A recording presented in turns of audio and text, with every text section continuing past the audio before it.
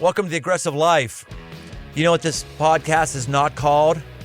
It's not called The Comfortable Life. It's not called The Easy Life. It's not called The Life You've Always Wanted. It's called The Aggressive Life.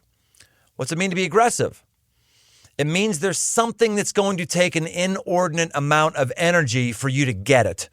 That means you're going to have to actually try harder than you are right now. Something that you don't want to do, something that is very uncomfortable. That's why you're not doing it right now.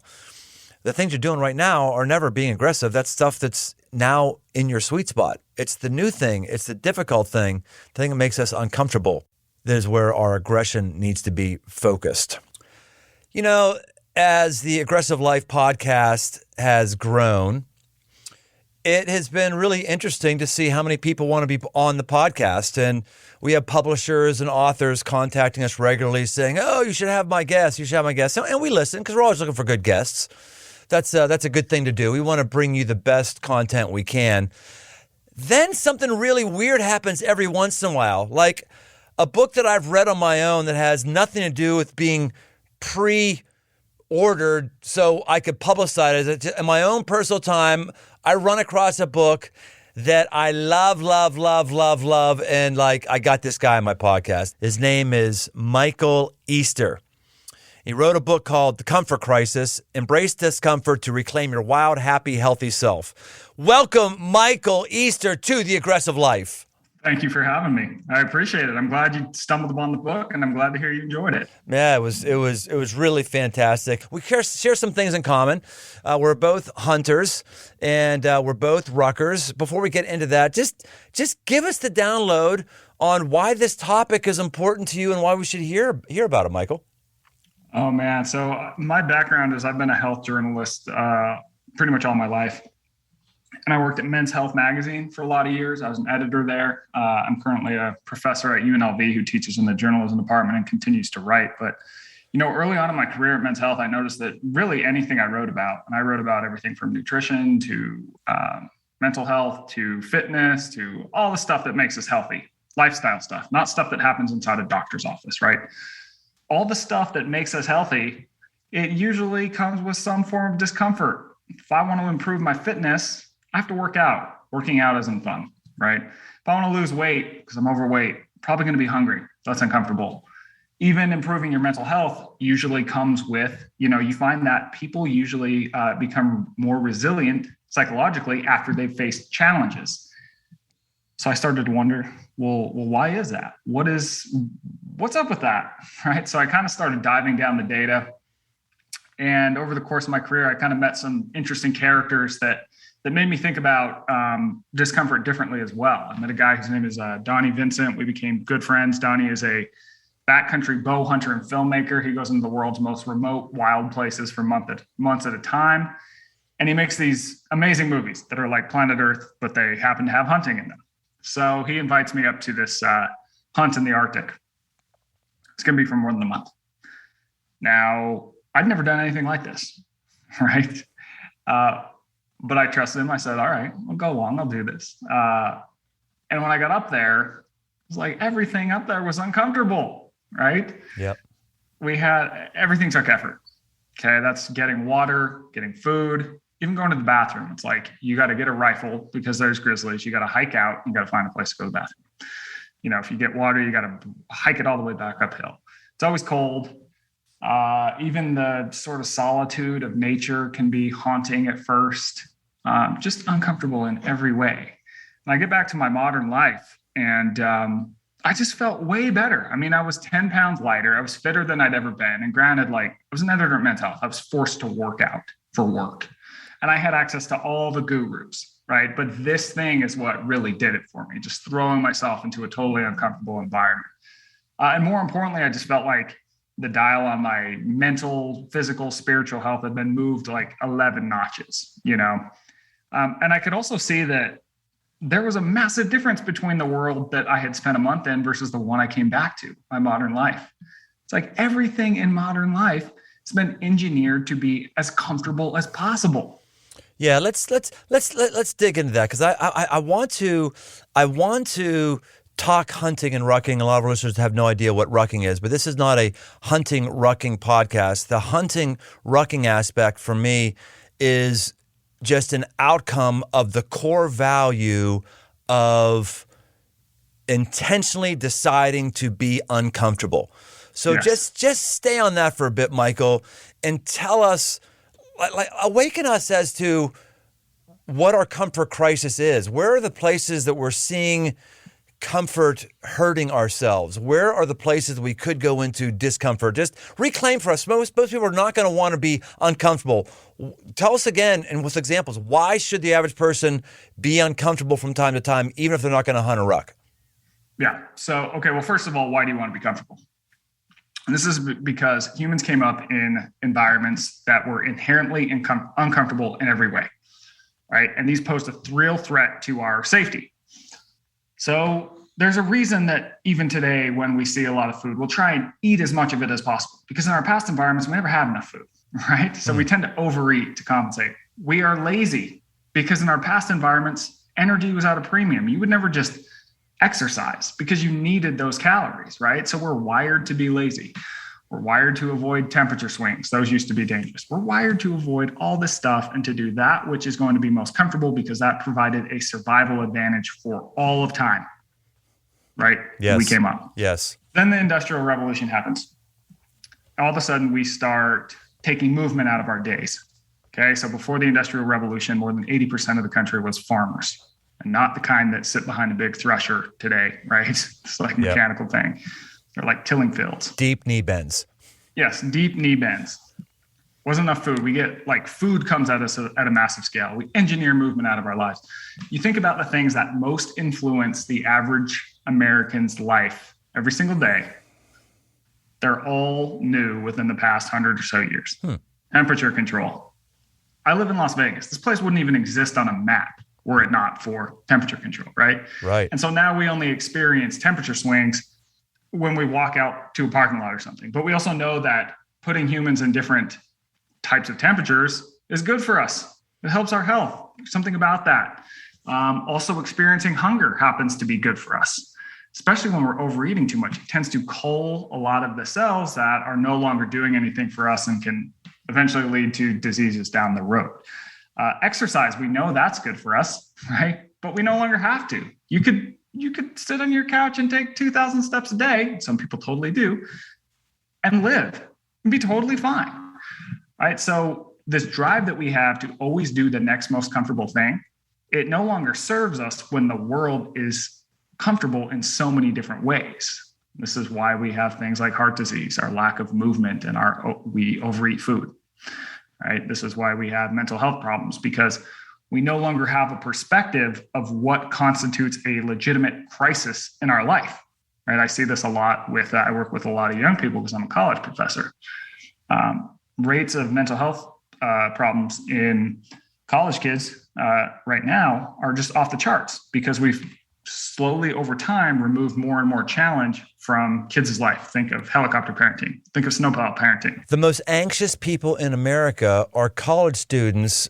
How can that be? You have the least amount of pressure on your life. You know, it's because we've put our kids in bubbles and just removed all discomfort from them.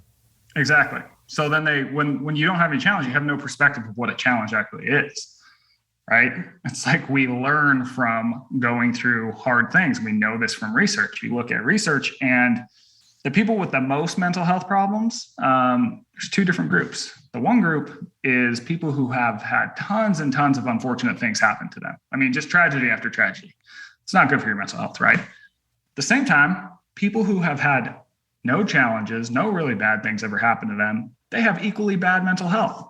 It's the people who've had sort of enough challenges to hit this sweet spot where they've learned something about themselves on the way. As they face a challenge, they go, oh, I survived this. I have something on board that I can draw from next time something comes along, and also reframes like what a real problem is, right? You know, think of someone who learns that they have cancer. All of a sudden, every problem they had before, all of a sudden is not a real problem, right? Because they have a legitimate problem they have to face right now. Yes. So are you saying then if something is comfortable and I like it, I shouldn't do it? Like, what's the line? I should just make my life suck? No. So what I'm arguing for in this book is I think overall, I think I want people to be conscious of this thing because we don't even think about it. We just are born into this and we default to do whatever's comfortable, right? But we have no perspective on what life was like 100, 200, 300, 3,000 years ago, whatever it might be, right? And so I want people to think, to essentially be aware of how life has changed and also try to look for ways that they can consciously add discomfort back into their life. Because by doing so and choosing the harder path in this easy world, we become better for it. It's like suffer now, be better off later. Instead, we avoid anything that's really going to challenge us. And that leads to a sort of, our life's not quite as bright. It's a little dull. So things like, I point out a handful of these discomforts that I think are specifically important for humans in the book. You mentioned rucking, but also the fact, even something like hunger. You look at the average person, 80% of eating is now driven by reasons other than real hunger. Because it says it's noon. Oh, I eat lunch at noon. Better eat, right? Meanwhile, 70% of people are overweight or obese. Things like time in nature. We spend 95% of our time indoors now, right? Because indoors is safe. Indoors is 72 degrees. Indoors has Netflix. Yeah, baby. Yes. But the outdoors, it's unpredictable. So we don't want to go out there. It's unpredictable. There's temperature swings. But we also know that you look at the research on time in nature, and it is one of the best things you can do to improve your mental health. You learn something about yourself out there. You see the world differently. You also slow down. I mean, modern life with screens and tech is just a lot. It's a lot of pings and dings, and it fractures our attention. We're all over the place. You go out in nature without your cell phone, and all of a sudden it's like you take it down a notch and calm down. And on and on and on. There's just so many different things that have changed over time that we need to think about. Okay, it's not that we're ditching all this good stuff because it's amazing, but it's just like, how do we offset it by consciously choosing things that are sometimes uncomfortable, things that are sometimes hard? And you're talking about Netflix. I find it fascinating that the things that I watch on Netflix are always somebody who's uncomfortable. Like I never watch on Netflix somebody binge watching somebody. That's the base of the show. It's it's Alone, that show, or it's Survivor, or even if it's Billions, which is people who are just emotionally on the edge as they're dealing with it. It's always people who are getting challenged or uncomfortable. And why is it? It's because that's really the only life that's interesting and has any stickiness to it at all, is when we're challenging and we're uncomfortable. And yet, if you want to make $1 million today, help people be comfortable, not help somebody be uncomfortable. To your last point, yeah, I have a friend who said, like, if you want to make a lot of money, like just come up with an invention that somehow makes people more comfortable. You will sell a lot of it, right? Exactly. There's a lot of different ways to interpret that. I'm not just talking about sofas. I'm talking about, well, boredom is uncomfortable, right? Oh, well, what do we do when we're bored now? We pull out our cell phone. Immediately. No one's bored anymore. Immediately. If I'm in a room with 3 people and 2 people are having a conversation, I'm out of it for 5 seconds. It's immediately look at the phone. Oh, you're not including me. Immediately. Yes. Look at a grocery store line. No one will be just, standing with their thoughts. They'll all be in their cell phone. Right. And you're convinced this is part of our loneliness epidemic then as a country. I am. Is that what you feel? Yeah, I think so. So if you look at, so when I was up in the Arctic and hunting is when I started first thinking about this, because hunting caribou, it's a lot of waiting. You're kind of like waiting for these herds to travel through. So we'd be sitting on these hills for like hours and hours and hours. Now, of course, cell phone, I'm not within 100 miles of a single bar of service, right? So my cell phone doesn't work. It's not like I brought books and stuff. I started getting bored out of my mind, and so what do I do to deal with that? I read the tags on my energy bars and my clothes. And then I'm like looking at the ground and just doing all kinds of weird stuff. But I also wrote some of the book, came up with a lot of ideas for magazine articles. So where did boredom lead me, right? Boredom is this evolutionary discomfort that it essentially tells us whatever we're doing right now is not a good use of our time. We're not getting a good return on our time invested. So as we evolved, this could be like a hunt wasn't going well, but we needed food, right? So this boredom would kick on and be uncomfortable, and it would tell us, hey, this isn't going well. Return on your time is not good. Go pick some potatoes or go do something else. Just go do something else. So this served us for so long, right? But nowadays, whenever we feel this discomfort of boredom, we don't necessarily go do something productive. We just pull out our phone, right? We're not forced anymore to sit with our thoughts and see what sort of naturally bubbles to the surface, which granted sometimes is crazy stuff. But other times it's like, oh, well, that's a really interesting idea I could use for a business. Now, I've talked to a lot of like sort of big name creators have reached out to me around this book and been like, dude, the boredom thing. Yeah. I just realized like, yeah, I need that boredom to come up with these ideas. And these are people who are in businesses, they're in entertainment, all kinds of stuff. And so by reflexively just pulling out our phone every time to get back to the loneliness thing, it's like, we're not forced to have those conversations like you just brought up. For example, I'm a professor at UNLV. This semester just started. I walked into my first class. There's about 100 some odd students in this, and I don't show up super early to class. I kind of just like everyone's there. And then I'll kind of show up, right on time. Every single person's head is down. No one is talking. Right. And when I was in college, we had cell phones, not that old, but at the same time, they weren't like Instagram, Facebook, Twitter. They didn't have the internet. So we're forced to sit there and kind of look around and be like, hey, what's your name? Oh, okay. Why'd you take this class? That you have a conversation, right? Which is uncomfortable. Yeah. Right. Not easy. It's weird asking somebody who you don't know and start a conversation. It's very uncomfortable. Yes. I think it's more uncomfortable today because we never do it. Right. I think that one of the messages of this book is that like they call it a comfort zone.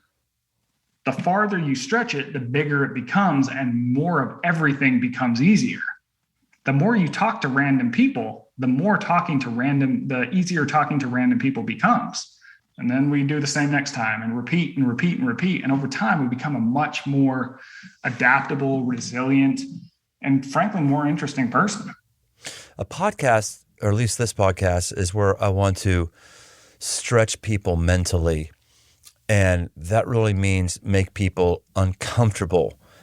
As apex predators that we are, as this species that has to survive, we have to burn as few calories as possible. So it's kind of hardwired into us to not burn a lot of calories because we want to live. At some point, if you burn so many calories, you die, right? If you're not replenishing them. What I didn't realize was that mentally, the amount of calories we burn mentally is crazy. I don't have it off the top of my head what it is, but it is ridiculous. It's why when I would study in college, which was very rarely, but when I would study in college, I would get incredibly hungry because I'm burning calories. It's why I want to encourage all of our listeners right now. You're learning things that are difficult to comprehend. You're burning calories right now. Hang in on it right now. It's why you have politicians who win, not because they're more qualified, but because they have a slogan that your mind understands. It goes, I understand it. I got it. Make America great again. And Hillary Clinton's way back when, her phrase was, well, who knows? It was complicated. It was complex. Donald Trump, make America, got it. I don't have to think about it. I got it. And I think that's also part of our stuff with all the COVID stuff. Whatever our opinion is, we have our opinion, and we don't want any information that's going to be contrary to what my opinion is, because I really don't want to think, because biologically, we don't want to burn calories. We want to just survive. Your reaction to any of that? Yeah, well, I will say that the brain is definitely the body's most expensive organ by weight. So it burns about 30. The brain is, I think it's like 3-4 pounds, and it burns about 30% of our daily calories just at rest. So that thing's a motor. It's a V8 motor. It's always cranking. I'm taking notes on you right now. My gosh, laying down the truth bombs. This is why we started eating meat and like moving out into the world. The fact that we have this expensive brain, though, is also why we are so smart. So it's a good like trade-off, right? The brain costs a lot of money, helps us get a lot of food, but at the same time, we also need a lot of food because of it. So it's this feedback loop we're always in. But to that point, I think you make a great point about politicians and, Having to parse out details and think of competing sides, that is uncomfortable because you have to take a look at yourself. Why? Ask yourself some hard questions. Why do I think the way I do? And just the simple way is easy. And that's what people tend to default to. I mean, this is why, to your great, excellent point, political slogans work. Just put it in black or white. Or sound bites. We don't want to burn the calories for nuanced thinking. Mm-hmm. We just want like the thing that I could just go, ha, I got it. And I'm just wanting us all to see, whether it's mentally or physically, let's just recategorize these things in our mind. We've got to recategorize being uncomfortable with something different. The crossing over point for me, when I started looking at discomfort in a different way, was I was on a mission trip. Oh gosh, this was years and years and years ago. And it was in Nicaragua, and we were heading up to the largest peak in Nicaragua to hike at a volcano. And we were in this back of this itty bitty pickup truck. I think there was 10 of us in the back of this pickup truck. And we just got done with our work project. So some people were sitting on the edges of the truck. Some people were on the paint buckets in the middle of it. And as we're going down this heavily rutted, rocky thing, we're having to hold our arms, lock arms, to keep from falling out because the mass of the weight inside the truck was keeping you from falling out. And then it starts raining. And I mean, this is the tropics, a tropical rainstorm. And at first, my thought was, oh my gosh, I don't have my rain gear. Where's my rain gear? Well, I'm outside. And because I realized it had been so long since I was involuntarily wet. I mean, I'm only at that point in my life, I'm only wet when I'm naked in the bathtub or in the shower, or I have my bathing suit on and I plan to get wet by going to the pool. That's it. Never, ever, ever, ever. And just the thought of my clothes soaked with water and being pelted was freaking me out. And then all of a sudden this thought came across my mind. I went, whoa, it's water. It's not acid. It's water. My clothes are going to be wet inside the washing machine and they can be wet on my own body. And so when I mentally made that shift, it like all of a sudden became a very enjoyable ride. I want our listeners to make the shift that when we're uncomfortable, you can think about something differently and your life can actually be better for it. You agree with that? Yes, I'll tell you a story. So I'm headed up to Alaska, right? And to get up to where we were, I had to take about 6 planes. So you basically take successively smaller planes until you are in a plane that is the size of a Snickers candy bar. You and the pilot, and you're like a bobsled team. But my very first plane was a 747 from Las Vegas, where I live, to Seattle, which was the layover point to Anchorage. So I get in this plane. I'm in like 5th class, right? And flying is awful, right? Sucks. Like this small seat, you're cramped. I'm like 6'1". The plane is always too hot. The movies that they play, they are always terrible. The coffee's awful. Everybody's annoying who sits beside you. Everything is just awful about flying. And then I get up to Alaska and I spent a month in the middle of nowhere in the backcountry. I'm freezing cold the entire time. If I want food or water, I have to hike down to the stream to get water. I have to boil water. I have to make a fire. I have to do all these things to get food, right? It's dangerous. There's grizzly bears everywhere. There's crazy weather. It's legitimately uncomfortable. So then when I go home and I get back on that 747 to Las Vegas, what do you think that flight was like? It was heaven. It was unbelievable. I hadn't sat in a soft chair for more than a month, right? I hadn't eaten enough food. So I'm eating like 20 bags of pretzels on that thing. They had hot coffee. The plane was warm. I hadn't been warm in more than a month. I could go into a bathroom that had hot running water at 30,000 feet. So the point I'm trying to make is, just like you had, sometimes, I think for most people, you need to put yourself in a position where you have that realization to realize how good you have it. Because we have it amazing today. I think you're really onto something here.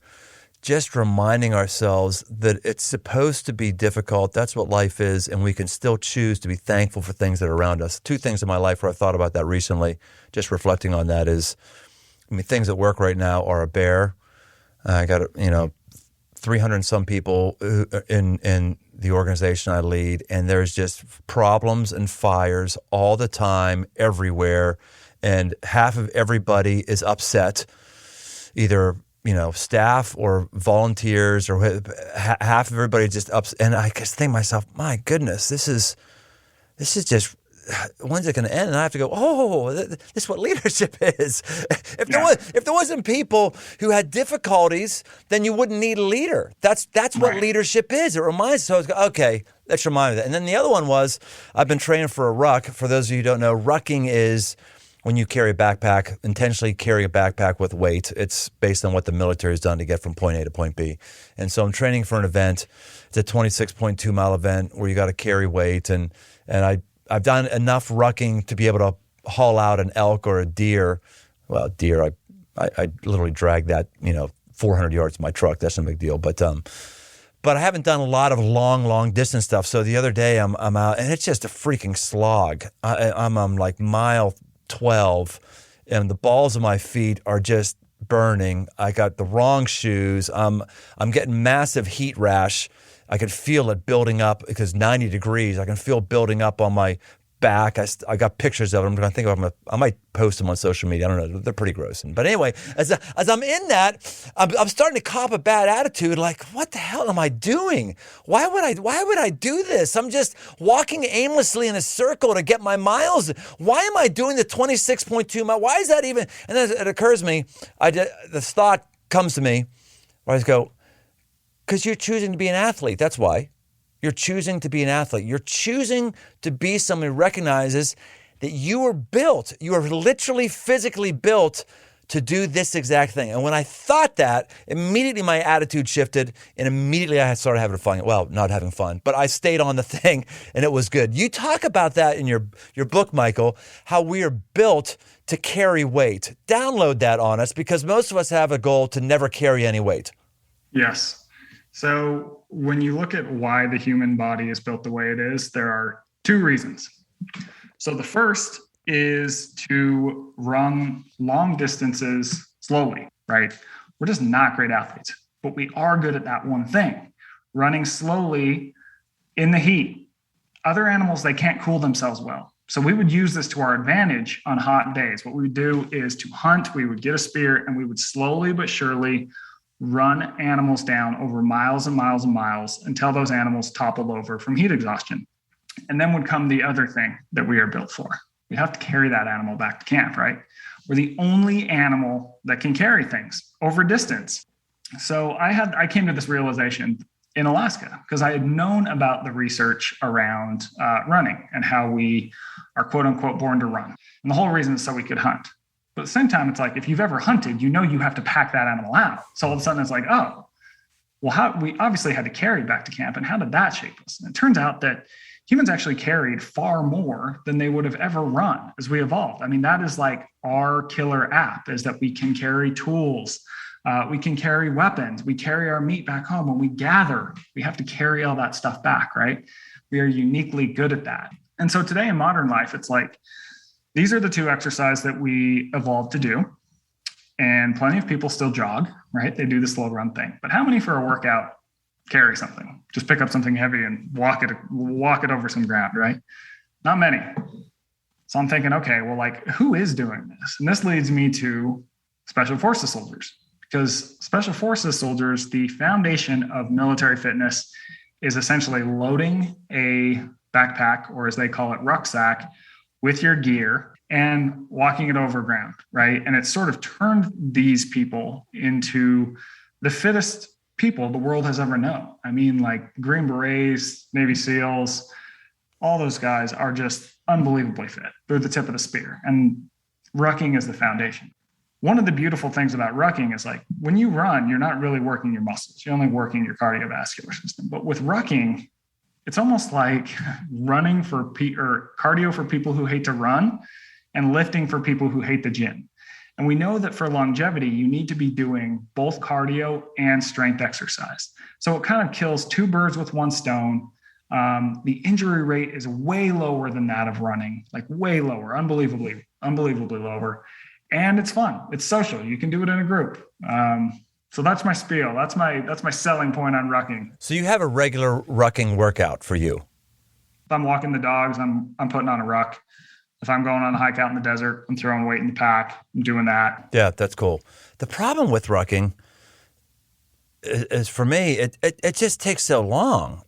You know, if you're gonna do an hour of walking and hit some push-ups during it, I guess that's cool. But like training for this event, it's just so like 3 hours of my day gone versus a hard 45 minutes. That's a difficult thing for me.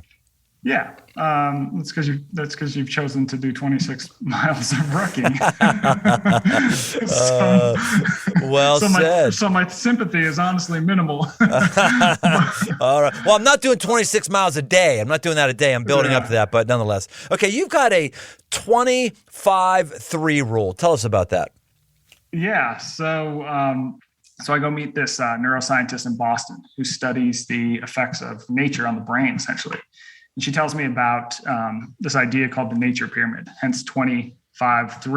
And it basically states that it's kind of like the food pyramid, this idea of the nature pyramid, but it basically tells us the specific doses we need of nature.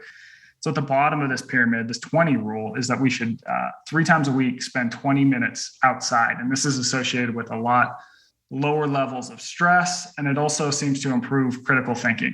It's pretty easy, right? At the next level is 5. 5 is the number of hours per month we should spend in sort of more, I guess I would call it country nature. So the 20 rule, that can be like a city park. That can be a really tree-lined street. That's easy. This next level, it's like a state park, something that's like easy to access, but is a little more wild, right? 5 hours a month. And that is associated with increases in happiness, decreases in depression, all these good things for just your well-being. 5 hours at a time or 5 hours over a month? 5 hours total. Okay. Yeah. So that could be 2, 2, 1. That could be 5 all in one shot, however you want to do it. And then at the very top of the pyramid is 3. 3 is the number of days per year that we should spend in totally off the grid backcountry nature. This is the type of stuff that's like harder to get to, right? There's probably not a lot of roads. You might have to hike in. And what this seems to do, this is really interesting, is that it tends to force our brain to, after day 3, to ride what are called alpha waves. Alpha waves are a type of brain wave that is a lot slower, a lot more calm, just at peace, at rest. And they're the same brain waves found in really experienced meditators. What happens on day 3 is that like people just become a lot more calm. They have better outlook on life. Like all these good things happen to our brain. Focus, creativity, all this goes up. And critically, this stuff seems to hold for a while after we've gone back to our normal life.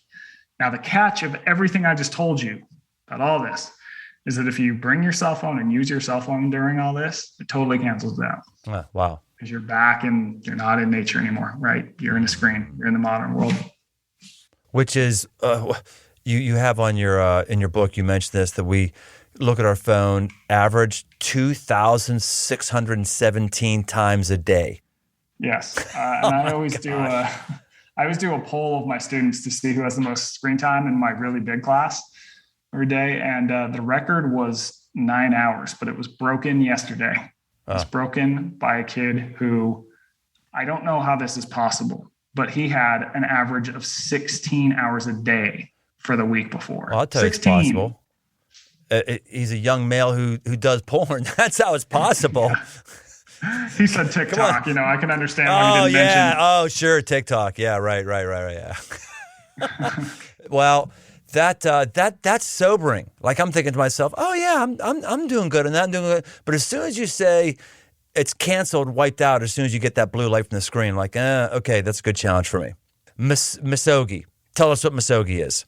Okay, so misogi is this Japanese myth, right? And in it, there is a character named Izanagi, and his wife dies. She goes down into the underworld. They're both gods. And he decides he can't live without her. So he goes down into the underworld. He's battling like demons and monsters and all this stuff to rescue her.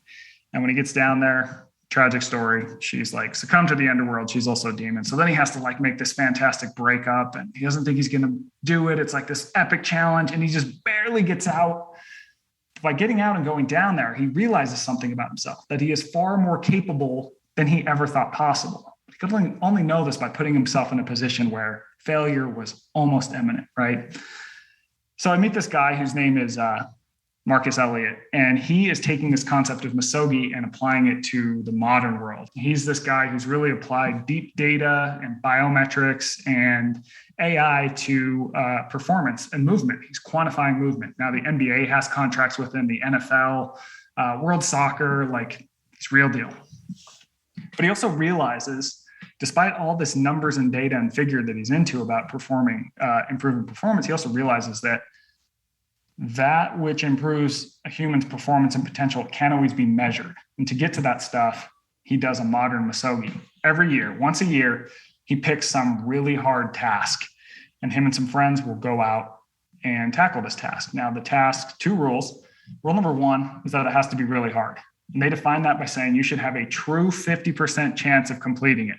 They will go out into nature one day a year. They don't train for it, and they do something pretty epic, pretty hard. One year they walked a 85-pound boulder underneath the Santa Barbara Channel. So one guy would dive down, pick up the rock, walk it underwater for 10, 20 feet.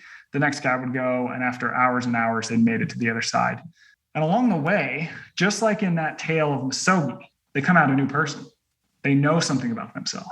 When you come out the other side, when you have this moment when you're out there struggling and you're like, I don't think I can actually do this. You eventually get to a point where you look back and you say, oh man, like 100 feet ago, a mile ago, whatever it happened to be, that's where I thought my edge was. And yet here I am past it. So I've undersold myself and my potential. Yes. Just right now. Where else in my life am I underselling myself? Did these convictions that you have around the sanctity of discomfort, were they firmly rooted before your Alaskan trip, or did they happen after your Alaskan trip? I think that the Alaska trip just cemented it because, I came back and I'm like, oh, this thing called life? Yeah, I got this. Like it reframes everything. Michael Easter, are you ready for the lightning round? This is where I ask you something and you have to answer in 1 or 2 sentences at the most. I know it's going to be very uncomfortable for you because you have to give long, insightful answers. Are you up for the misogi lightning round challenge? Yes, I am. Okay. I am. Your next misogi in your personal life. I can't give details because that's one of the guidelines of misogi, but it'll be something in the water because the water scares me. All right, good. One thing the average listener right now can do to get uncomfortable. Throw some weight in the pack, go for a walk. Try rucking. Very easy. Do it when you walk the dog. Most essential outdoor gear that you own.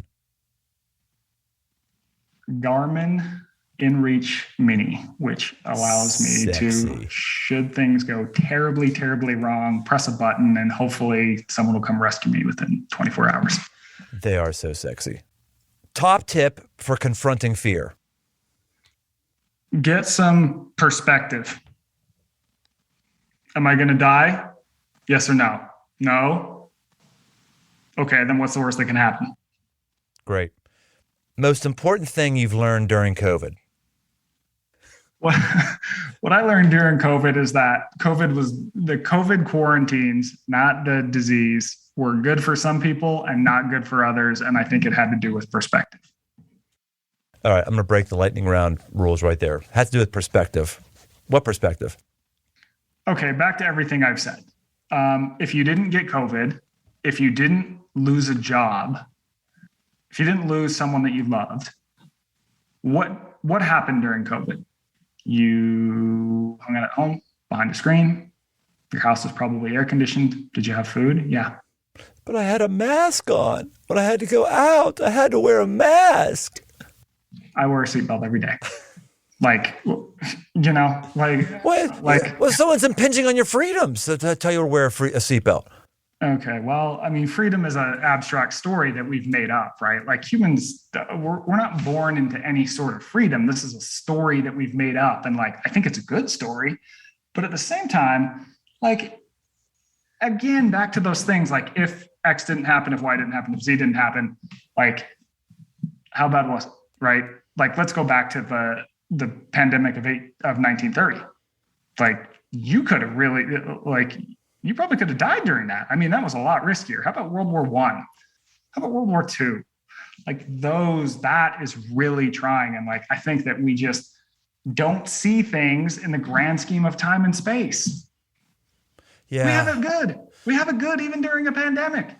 Like, people are complaining from their MacBooks, right? Like, tweeting, like, I can't believe this is happening from my MacBook while they're watching Netflix and eating, like, and drinking a soda. Like, come on.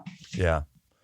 You bring up a really good point. I don't think that we've really wrestled with that much. And I think that part of why COVID was so difficult for us, I'll include me in it, is because it forced you to go inward and beyond what is healthy to go inward. I mean, if you go inward far enough and long enough and deep enough, it's a dark downward spiral.